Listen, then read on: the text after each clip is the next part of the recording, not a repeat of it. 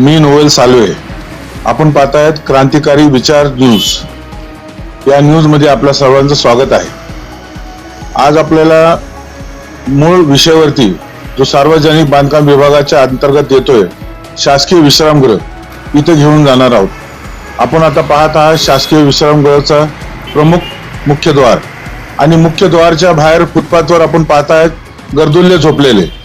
हे गर्दुल्ले रात्री भंगार वगैरे चोरी करतात.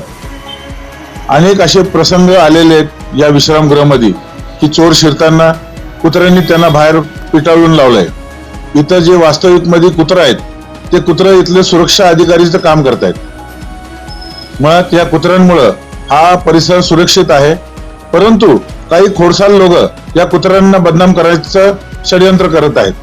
मुळात असं आहे की इथं भंगार पडलेलं आहे बघा, आणि या भंगार चोरी करण्याच्या उद्देशाने अनेक गर्दुले चोर लोक रात्री येतात, परंतु ते कुत्र त्यांना पळून लावतात. अनेक गाड्या, मोठे जुने गाड्या इथं पडलेल्या आहेत भंगारमध्ये.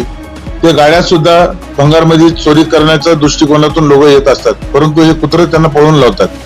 रात्रीच्या वेळेला इथं चौकीदार एकटा असतो आणि चौकीदाराला जीवालाही धोका असतो, परंतु या कुत्र्यांमुळे या शासकीय विश्रामगृहावरती बाहेरचा अनोळखी माणूस किंवा चुकीचा उद्देश घेऊन येणारा माणूस इथे येऊ शकत नाही, फक्त या कुत्र्यांमुळे. मुळात ह्या शासकीय विश्रामगृहाचा परिसर फार मोठा आहे आणि आजूबाजूनी चौकी बाजूनी उघड आहे.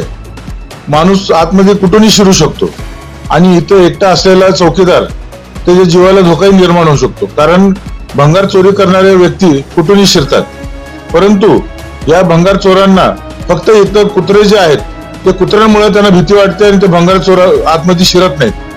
हे कुत्रे जे आहेत त्यांचं इथंच जन्म झालेला आहे आणि ते इथंच वास्तविक मध्ये आहे. धन्यवाद.